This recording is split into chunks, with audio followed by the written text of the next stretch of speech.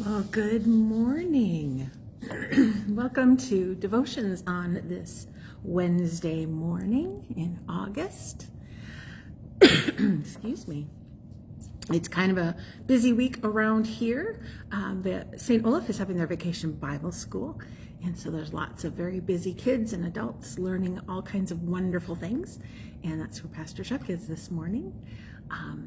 But we will share our devotions with you today. A reminder, next week, we will not be having devotions in person. Pastor Chuck and I will be on vacation. If we can make it work, we're going to live stream devotions from our vacation. We're hoping that will work out, but we will have something pre-recorded if we need to put that up. So it's an adventure, so we'll see what happens. We got somebody here. Yay. I'm glad I won't just be talking to myself. Oh, well, I got a message from Jim on Erica. It's progressing better. Good. Getting feeling in her leg. Good, and she's getting pain relief and... Yep. Well, that's a relief. It's a big relief. But yeah, our digital world person administrator is in the hospital right now, so prayers that Erica will be getting better and better. But we'll start off with our prayer. O God, our defender, storms rage around and within us and cause us to be afraid. Rescue your people from despair, deliver your sons and daughters from fear, and preserve us in the faith of your Son, Jesus Christ, our Savior and Lord. Amen. So we're continuing in the Gospel of Matthew. We're making our way through chapter 14. We did 13 before. Matthew's Gospel typically portrays Jesus' disciples as people of little faith who fail despite their best intentions. I think in that way, they stand in for us. In this story, Matthew shows how Jesus comes to the disciples when they are in trouble and sustains them in their time of fear and doubt. Jesus made the disciples get into the boat and go on ahead to the other side of the Sea of Galilee, while he dismissed the crowds. And after he dismissed the crowds, he went up the mountain by himself to pray.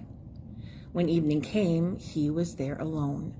But by this time, the boat, battered by the waves, was far from the land, for the wind was against them. And early in the morning he came walking towards them on the sea.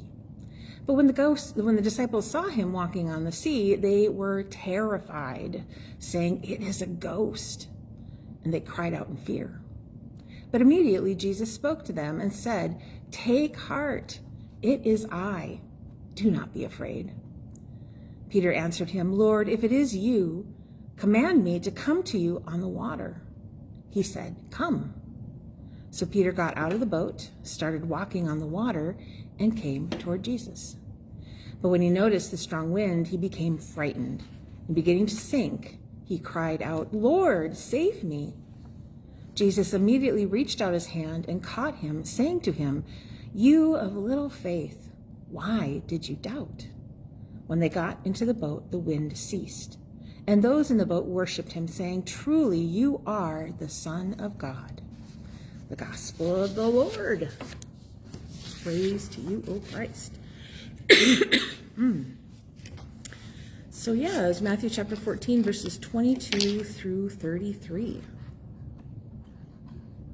I just have a rough spot in my throat that doesn't want to let me go. It has been quite a day for Jesus, as described in Matthew 14. After he learns of the death of his cousin John the Baptist, Jesus heads to a deserted place, only to be interrupted by the thousands who gather to follow him. Jesus responds with compassion by healing and feeding them. On that day, thousands are fed with 5 loaves and 2 fish. So that's Matthew 14, verses 1 through 21. Afterwards, Jesus desires to return to a time of prayer and solitude, so he sends his disciples ahead of him. He hasn't really gotten his break, so what role does prayer have in the daily life of Jesus? It's something that he he tries to teach the disciples how to do. Certainly. And Yeah. He certainly role models it. This is important. yeah. Well, and I think it's interesting too, because I mean, he role models going off by yourself and having that quiet prayer, but also then prayer together as a community too. And being thankful for Yeah. calling upon the thanks, breaking the bread, giving thanks. Yeah. You're getting some responses. Well, this is, I'm getting some texts. Oh, that's something different. Okay. So I got to turn my sound off. Otherwise, we're going to be beeping through the whole That's thing. okay, yeah. We have parish and council meetings tonight, so there's a bunch of texting that goes on between people getting ready for it. How might prayer and solitude help Jesus to cope with the stresses of his ministry?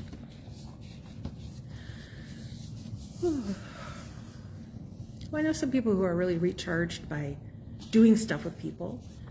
I think for a lot of us, we get recharged by And you know, being still and being mindful and you know, coming up with, you know, is there something that's been called upon me to do? You know, is it something that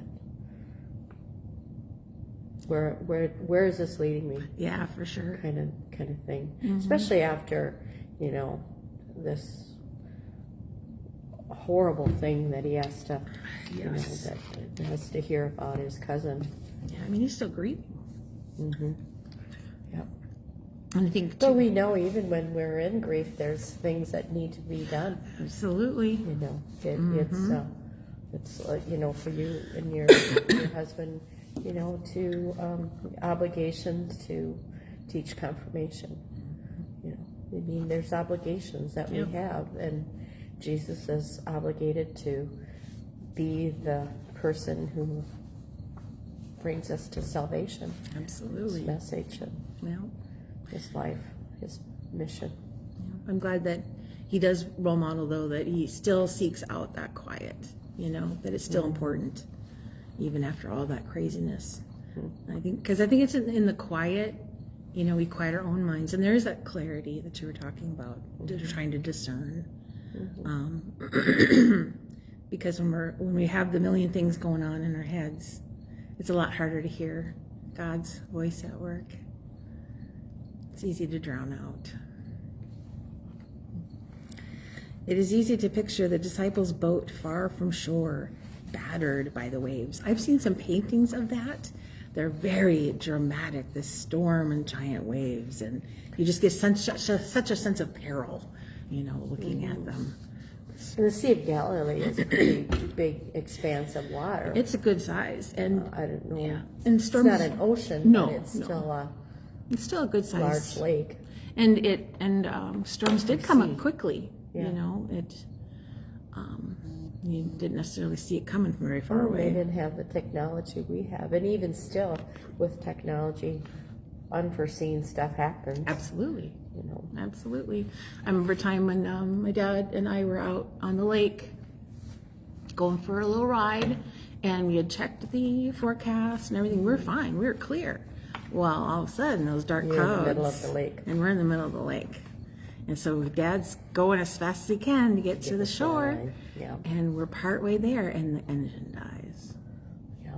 Ugh, that was Been there, done that. Yeah. pretty intense. Yeah. It is a bit more difficult to imagine Jesus actually walking on the water to reach the boat. Certainly, the disciples in the boat are not expecting to see their teacher walk to them on top of the water.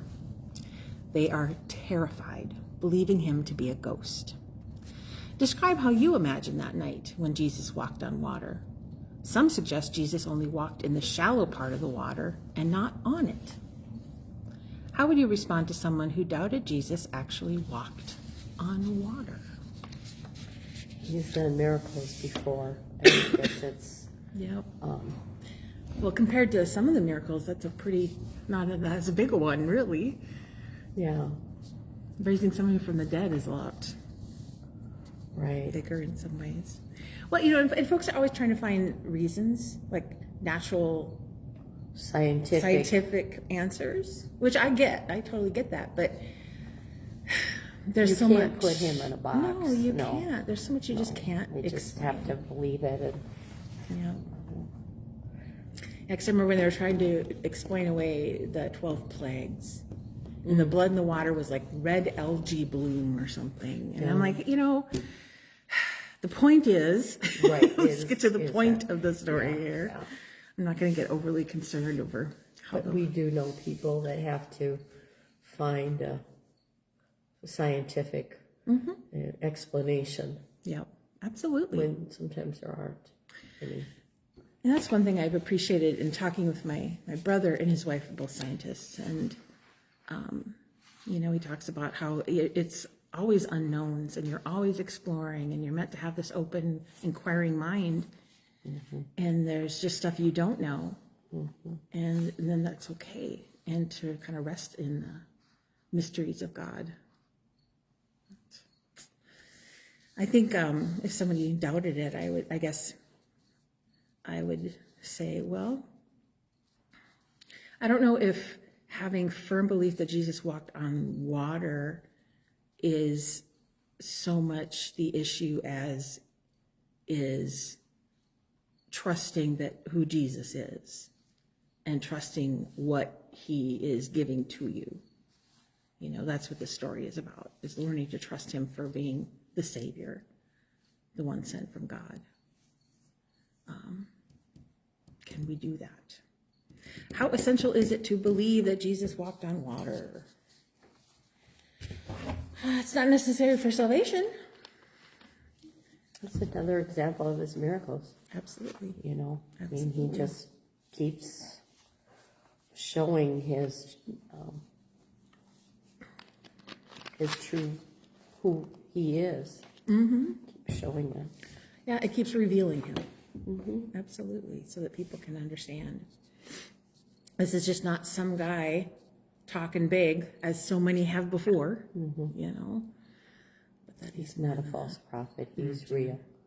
Yeah, because as long as there have been groups of people, there have been others trying to influence for good or ill.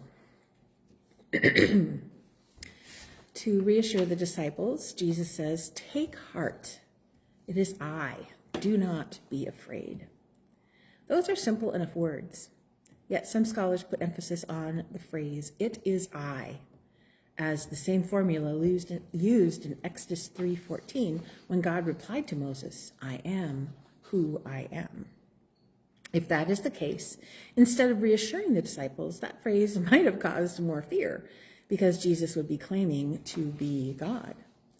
Other scholars reject that, suggesting Jesus is identifying himself in a traditional way. Bold Peter wants to join Jesus with his walk on water. When Jesus consents, Peter jumps on the water, walks a bit, and then becomes frightened by the storm and sinks while crying, "Lord, save me." Jesus does just that. He grabs Peter and returns him to safety. What possesses Peter to walk on water? That's so Peter, though. Yeah, I think that's the answer. It's in his nature to. He's just kind of an impetuous, spontaneous, passionate sort of person. The one who's like, "Look before I leap." Nah, I'm going to leap and see what I get. Well, people come in all kinds, I've known folks who can't make one move without having everything carefully planned. And everything in between. What prevents Peter from walking further? Because he could have walked all the way Fear. to Jesus. It's like, whoa, what am I doing? Yeah, because he didn't look before he leaped, but he leaped and then he started looking. Wait a minute. Is this possible? He took his focus off of Jesus. Yeah. He looked at those waves and he looked at the storm, which is understandable. And fear. And fear is powerful. Sometimes fear can push us to do things and say things that we otherwise wouldn't. I think it's just such a primal thing In some ways, we're wired to react. What is it? Fight or flight? Human nature. What can we learn about faith from this story?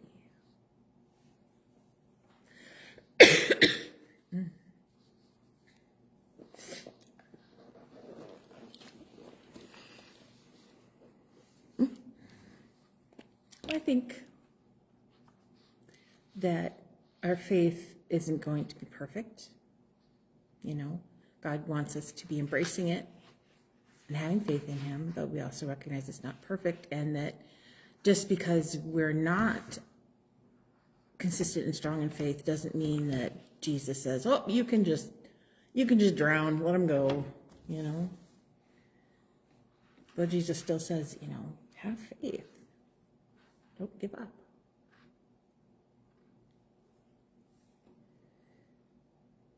I guess I don't really see the faith in it. I see it as another one of Jesus's miracles, and I guess it's Well, just that Peter, you know, he started out just fine, but then his trust that he was going to be okay tanked. I think the trust factor is maybe more what I would say, you know, to have trust. And I guess maybe that would also indicate faith too, but more trust in him. Yeah, well, and Jesus calls Lean it on him. faith, but yeah, that's what I think. That's an essential part of it. Absolutely. I think it's that kind It's of, just the word to me. I guess Yeah. I think so. yeah. Well, there's different connotations to it. You know, there's different aspects to it, and I think because we have faith, but we also have logic. We have the intelligence that God gave us, but we also have our limitations to that as well, and so that can keep us from really embracing the yes, it's going to be okay. Yeah. I was trying to think of a time when I was super, super afraid, and how it almost makes you a bit irrational, you know. Well, I know it for myself. It's you know, when you worry and you fret about something forever, and why did you have to worry so much? But first time being in New Orleans was. I would have been intimidated. I was in charge of 8 beautiful girls. They weren't all from my church, but they were all from our area here, and it was like, oh my gosh. Heidi said, Darla, quit. You know, because I was counting heads every time we went in and out of bed place. And Wednesday, when we first got there, walking down Bourbon Street, it was an eye-opener. And for first time to be there, it was pretty crazy. But, you know, we went to the House of Blues. I think we were 86. And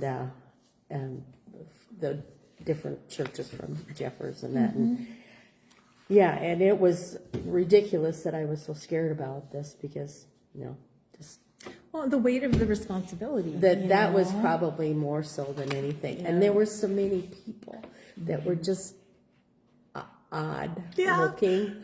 totally out of your, you know, what you're used to. We had one guy walking with a snake wrapped around him. We had women on, you know, encouraging our boys and everybody to come look at them through Bourbon Street, and It would be an overwhelming place. for the first time that was pretty nuts. Yeah. But anyway, I just remember when Sophia was a toddler and we were in the local, it was Pomida at that time. And she was always so good. She's always so good. But she decided it would be fun to hide. And I looked and looked and looked, and I just felt sick, just sick. And so they closed down the store, you know, somebody at the doors, everybody's looking. And just, I don't think I've ever felt such complete and overwhelming fear. That's all I felt was fear. And the thought, don't panic. You got to stay clear-headed. You know, when we found her, she'd been hiding under some racks of clothes, and then she'd slipped into a changing room after somebody had already checked the changing room. And it's like, I don't know whether Playing hide and seek with you. Exactly. And I'm like, I want to hug you and spank you right now. But yeah, it's challenging. But Jesus chastised Peter for doubting and not trusting in the power of Jesus to keep him safe. Take a moment to reflect on the awesome power of God to work in Jesus in such a way Jesus can walk on water, empower others to do the same, and still a storm. Take time to ponder how Jesus might work in our lives to do the impossible, use us to support others, and still the storms in our lives. So what is the message from this Well, passage? to me, I think he puts the right people in the right place at the right time. And, you know, when things seem so overwhelming, they work out. We find we have enough. We see a way to make something happen. Yeah, for certain. We're not alone in it. No. Somebody's walking with us. I think too, in the scriptures, and especially in the Old Testament, into the New Testament as well, storms represent the powers of chaos, the powers of destruction, of what we can't control, the fear of the unknown. And Jesus is saying, I'm more powerful. Yeah. And that's a pretty powerful statement for us in our lives.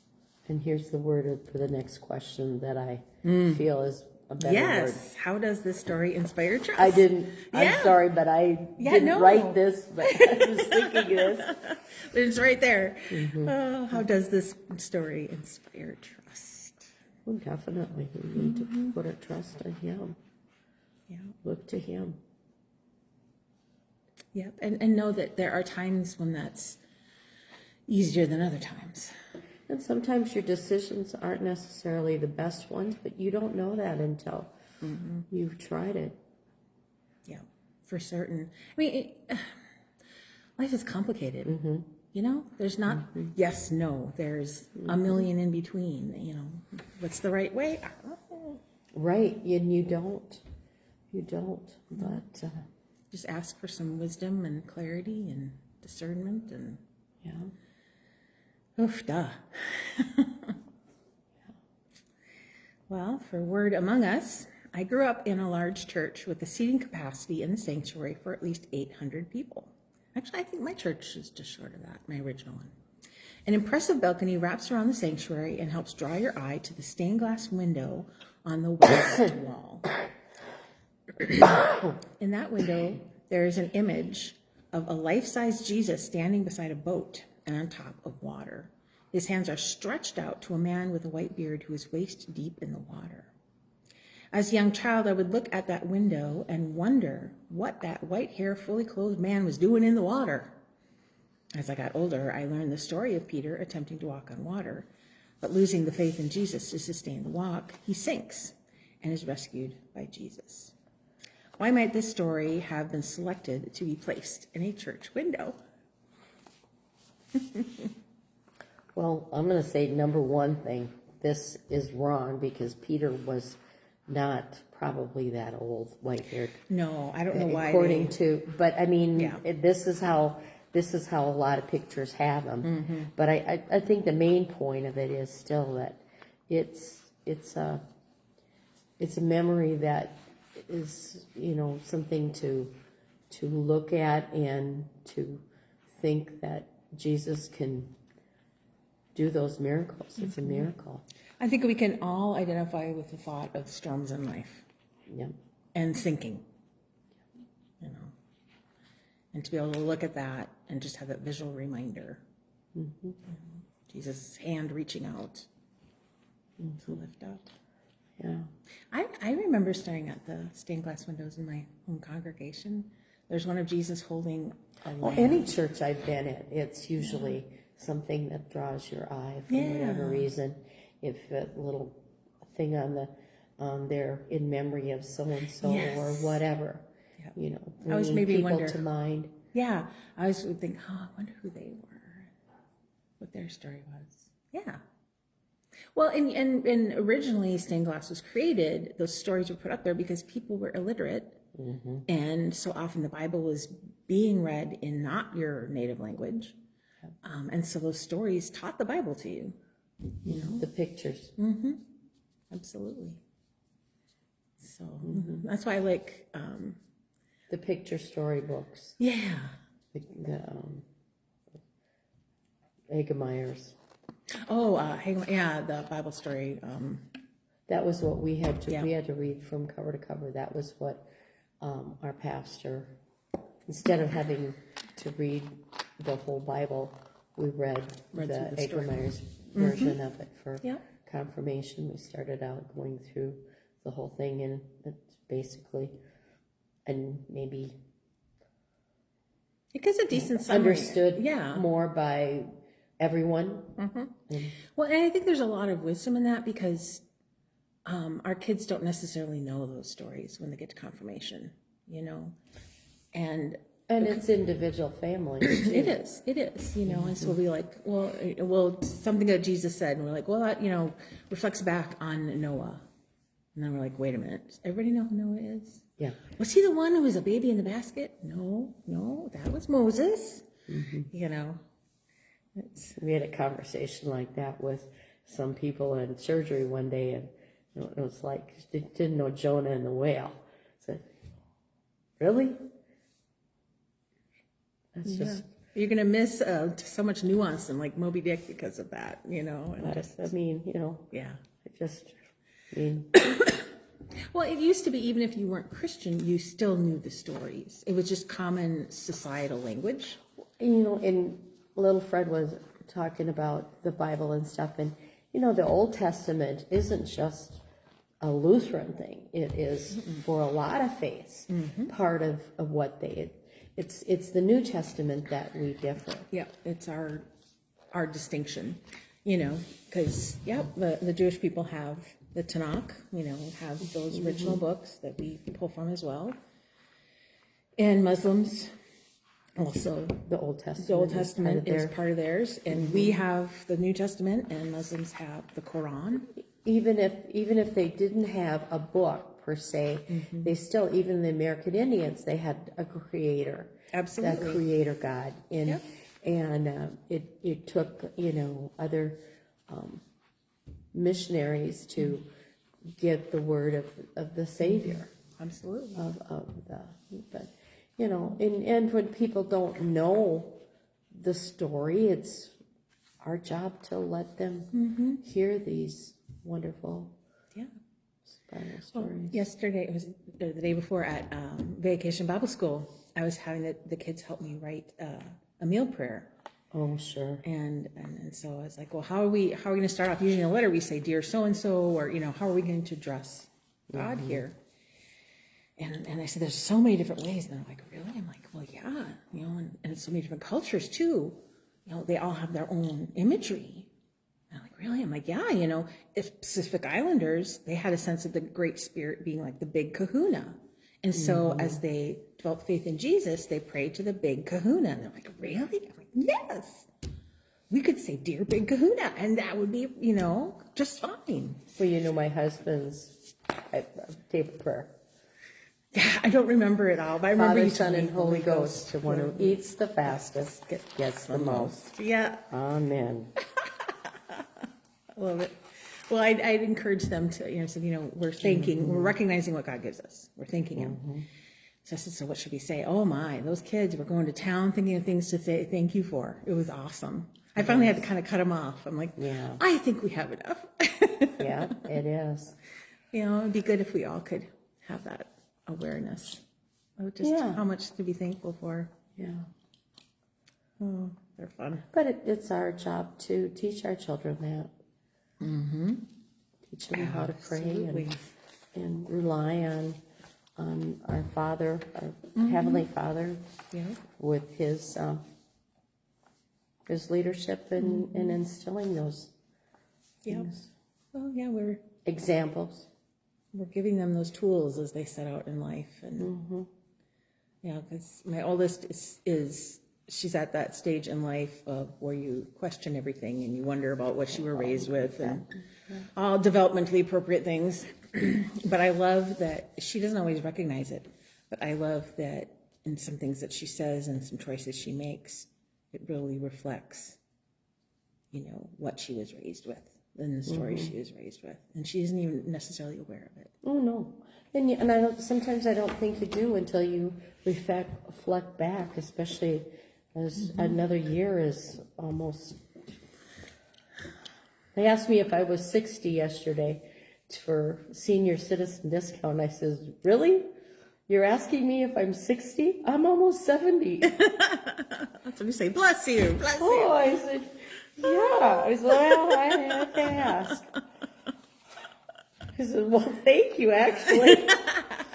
It's kind of like the young man asked me, I was old enough to buy a box of wine, and really? Like, well, let's all count you have my to gray be is hairs. 23, yeah. Oh, okay. So what is the primary message of our story? Walking on the water. What's the primary message? I think I really like the word that you arrowed in on right away, which was trust. I really think that's at the center of it. Yeah, yeah. And we do build our faith through that trust, definitely. But I think it's more, we need to have that trust that this is, and this will build our faith. I guess maybe that's what I was trying Well, to I think point out. trust is integral to what faith is. Without trust. And I think it's a theme of Peter sinking and crying out and Well, I think it's a theme for Peter throughout. I mean, because he gets things right and then he gets them terribly wrong, mixes. and then he learns, and you can see that process happening in him. It's like, okay, that's what that is. I can do it. I can too. I will not deny you. Okay. Yeah. I heard it's that. a little harder than I thought. Yeah, I heard that rooster crow. Whoop. Whoop. I think I'm sinking again. Poor Peter. On one hand, his bold and confident attitude is refreshing. Or is it foolish? 1 minute, he seems like a saint who has the ability to confess his faith in Jesus, but then he puts his foot in his mouth. He's able to jump out on the water only to doubt with the first gust of wind. At least he knows to turn to Jesus in his hour of need and praise, Lord, save me. How would you describe Peter? That's kind of what we've been doing. Yeah, we've done that already. Pretty much we hashed him over.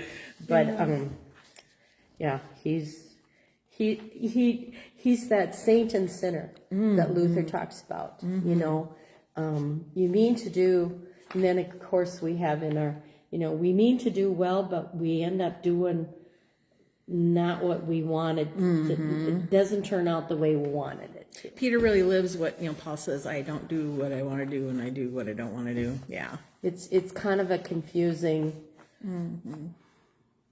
but thank goodness we have the grace. Yes. And, how can you relate to Peter? I am so grateful that we have in our scriptures, not just Jesus's words, but the disciples' life within that. I mean, they're showing what Jesus is talking about. They're showing they're humans. Absolutely. I think that's the biggest part of it too. It's not this idol up on a pedestal. They're walking and working among us. Yep. And they're showing it's not about perfection. It's about turning towards Jesus again and again and again. A constant. Yeah. It's a constant work. And Certainly. Well, and even after the greatest of fears and disappointments of Jesus dying, I thought we already had another word among us. Got two? This just must be the second part. Yeah, that's weird. Okay, we got two Okay, we're words not among really us. sure why it's. No, we're going to talk about Peter some Yeah, more. we're still on Peter. So, when a dripping wet Peter and Jesus get back into the boat, the winds cease. The disciples in the boat are filled with awe and worship Jesus. And one day, these disciples witness Jesus feeding of thousands, walking on water, and stilling the storm. What more might Jesus have in store? What might the other disciples have said to Peter once he was back in the boat? Are you nuts? You, What were you thinking? yeah, what were you thinking? Oh, and you might need to learn to look before you leap there, buddy. Oh, so Definitely. why would the other disciples not try to walk on water? Well, they maybe didn't quite have it. I don't know. They Well, didn't think that was necessarily important. Well, and they were freaking out. They thought it was a ghost, Mm-hmm. and a ghost isn't somebody you're going to walk towards, and But Peter starts walking towards him. Yeah. Before even when he calls out and says, when he hears Jesus, he's like, okay. "Take heart, it's I." Yeah. So then he goes, "Okay, I'm coming." And the rest of them go, "What are you thinking? You're I'm crazy, staying man. right here. It's stormy out there. I'm staying here." I'm staying here and stepping back to watch the car crash coming here. Yeah, you're- Well, yeah, I mean, if you're just using basic logic, no, you're not getting out of the boat. Imagine yourself in a story. I'm pretty sure I'd be holding on tight to something in the boat. In your mind, try to see the boat in water. Try to experience the fragrance of the water and feel the breeze. Where do you find yourself in the story? In the bottom of the boat. Yes, absolutely. I know I don't have the trust that Peter did, but I know sometimes we act before we think, and that's a human flaw all of us have. Absolutely. Yeah. So, yeah. Well, and especially, All the disciples are in the boat. Well, it doesn't say how many, but yeah, we don't know if it's just the 12 or if it's the larger group. or We're if not it's sure. it's just the fishermen. Yeah. Yeah, that could be too. So we don't know how many of the disciples are in there. But yeah, I'd probably be just praying that we won't sink. Oof. That'd be so scary. Would you be like Peter and jump out to walk in the water? Why are we not? I am a chicken. no, you're not. Chickens are dumb. Well, For the there are most part. times. Oh, yeah. If so, how long would your trust in Jesus sustain you on your walk on water? Wow, there are times in life when that sense of trust can be so strong, so strong you just feel it. And then there's other times where you're like, I'm holding on by a thin thread here. Let's talk about faith waxing and waning like the moon. That's just, what happens in life. So I think there's some times that I'd be more likely to be out in that water than other times. Well, I think it's a situation that you're in. Sometimes you are called upon to jump out and act. So I guess that's maybe depending on the circumstances why you need to be on the water. Well, and knowing it's okay to be scared. Yeah, that's true too. You take a deep breath and go for it. How long would I trust? I would trust him. I always have. I guess I feel fortunate that that's just been something that I've always felt I could trust him. I'm really grateful that I was Raised with that faith. knowledge, and I do. I get it. I get it for the people like Nadia Bolt, who was rebellious and came and was raised in a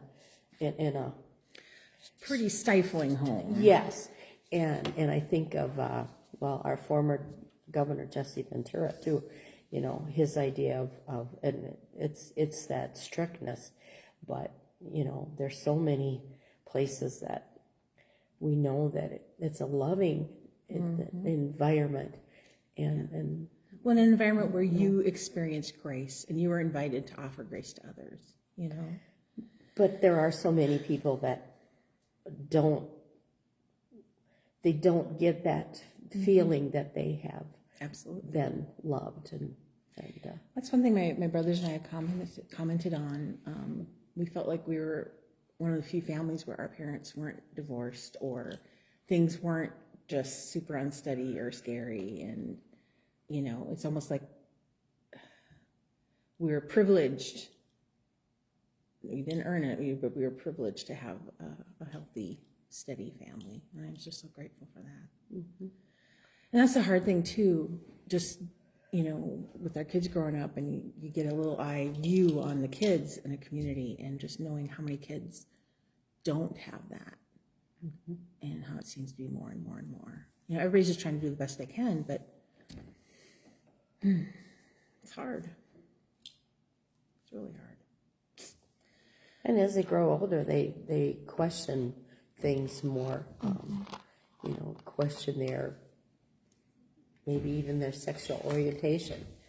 Are they a boy, or are they a girl, or are they Neither. unloved, or Yep. is it about me? You know, so, and those are kind of teenage and developmental, like you Absolutely. said, things that we see. Well, Matthew's gospel is the only one to record the story of Peter walking on the water. It is a story which fits with Matthew's overall theme of discipleship. Peter has enough trust to walk on water, but not enough to sustain the walk. Take a moment to connect this story with your own faith journey. Share a time when you were like Peter and boldly acted in faith. I don't know, when have I been bold? When I danced at the youth gathering. There you go. That was pretty cool. Yeah. You bet. You bet. You know, Especially when, you know, we did not do anything like that at a Norwegian church. well, no, heaven forbid. You know, when I just saw the different events that are, you know, little groups that you could go to, and I picked that one, and then they said when we were in there, well, we're going to be performing on Saturday night if you want to. Do I want to? Well, I'll think about it. So I was bold and I did it, and then I was on the stage standing right next to Martin Luther King Jr.'s daughter. Wow. Yeah. Wow. Yeah, because she was the speaker right after. That's so cool. And here she came up, and then You're going, hi. yeah, What an I just experience. had goosebumps. I just had Yeah. goosebumps. Yeah. You know. Yep. And everybody said, "What did you say? What did you say?" I couldn't say nothing. I was just like, "Oh my gosh!" You know, we're backstage, so here's this limousine that pulls up, and she gets out with her bodyguards and stuff. It's a bit intimidating. Well, it was a leap of faith for me to even do this, but then it was pretty cool. It was a neat experience that Yeah. stays, yeah. I just think, you know, when I'm in situations where it's unfamiliar and it's uncomfortable, and I'm the kind of person who tends to kind of pull back. You know, some people just like Peter just dive in, and I'm more like, okay, I need to check this out. I need to think about this. And I just think of different times in my life when I've been in a very uncomfortable, challenging situation, and where I've made that choice. No, I am going to jump in, and how absolutely so filled with fear, but also excitement of, well, let's see where this takes us. Took you to standing next to Yeah, it was pretty Junior's cool. daughter. But it was a you know, pretty special story. Absolutely. Yeah. Share a time when you doubted and called upon Jesus to rescue you. Oh my gosh, so many. Well, I know with working in being the person that's in charge of the hospital, and it's, you know, kind of an intimidating kind of thing. Yeah, I would think so. So, but then I I said, as a circulating nurse, I was always on the ground underneath the sterile covers, and I was in the right place at the right time to call upon God and pray. A lot of times during surgery when there was nothing at home that I could do except for Yeah. help. I just think there's been so many situations where I'm in the middle of something and I know either I'm in a position of authority or I just know that this is a situation that I have to speak up or I have to act. This is just this is it, honey. You better you know. Like that crazy person that was going nuts, and you still think about that. I do too. I still think about her. You know, and I think how often, you know, is it, okay, Lord, show me what to do. Show me what to say. I've been there too. Because I don't know what I'm getting myself into, but here we go. Yeah. So remember when this strange couple, I was in the backyard at our house in North Dakota playing with my daughter, and this couple comes into our backyard with this little girl, and they walk up to me. I have no idea who they are, and they say, "Hi, we live," you know, pointed to a different direction, and we found this little girl wandering at the edge of town. No. And they said, we've been trying to get her to show us where she lives, and she pointed towards here. Well, she saw the playhouse that we had. We had a little playhouse that Chuck's dad had made. And I said, no, she's not mine, but I think I might know where she's from. And they're like, oh, good. Well, we'll turn over to you. And they turn around and walk away. And I'm going, you know. Were you right? I was right. Neighbor? But but it's that moment of, oh man, I'm now all of a sudden responsible for this child. And I don't know for sure. I think maybe I know. Oh my gosh. You know, and when it's kids, I bet the parents weren't even aware she was no, lost. I led her over, and actually a police car came driving by. And I'm always a little nervous around. I don't know why. I've never had a bad experience, but I kind of waved at them and they pulled up, and I'm like, this girl was wandering around town. I think this house over here is where she belongs. So I'm going to need you to come with me to make sure, because if it's not, then I'm going to need your help to find this out. And I just informed them, and then when I was walking, I'm like, where'd that come from? I just told a couple of cops what to do. But he went over to the house, and the mom was in the shower, and there's a bunch of kids in the yard, and an older sibling was supposed to be keeping an eye on her, but he got caught up in games. Kids will wander off in a blink of an eye. But the issue, though, was, I guess this had happened quite a bit. So, you know, but it was intimidating. You know, it was intimidating, and certainly was praying through it. Okay, Lord, help me find where this girl's supposed to be. You know, it's just the weight of that responsibility for this little one. Cutest little thing. Oh my gosh.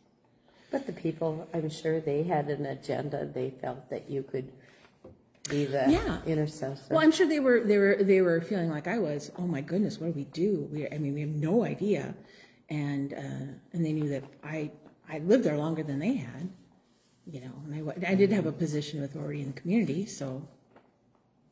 But yeah, what do you hope to remember from this story? I think of that stained glass that they described, and it gives you hope. Yeah. You know, if we rely on Jesus, He'll pull us out of the muck and the mire. Yeah, whatever that storm is, whatever it is. Yeah. You know? Yeah. Because that's one of the guarantees in life is we're going to experience storms. Because pictures are worth 1,000 words. They are. You know, they just and they say something different to different people, or at different times in our lives. Too. Absolutely. One person might be focusing on the storm itself. Others will be focused on the look of fear in Peter's face. Another will be looking at Jesus' hand reaching out. I mean, it touches us in different ways. Like, you know, Jesus' parables. We hear them differently each time. Yeah. Which I think is the power of them. But anyway, a really good story for us. And we close with prayer. Lord, we join Peter's prayer and cry, Lord, save me. Amen. So find a time this week to walk on water and boldly act in faith. Oh, yeah, well, it is what it is. I was realizing And you will be on water. I will be. That's great. And happy anniversary, too. Thank you.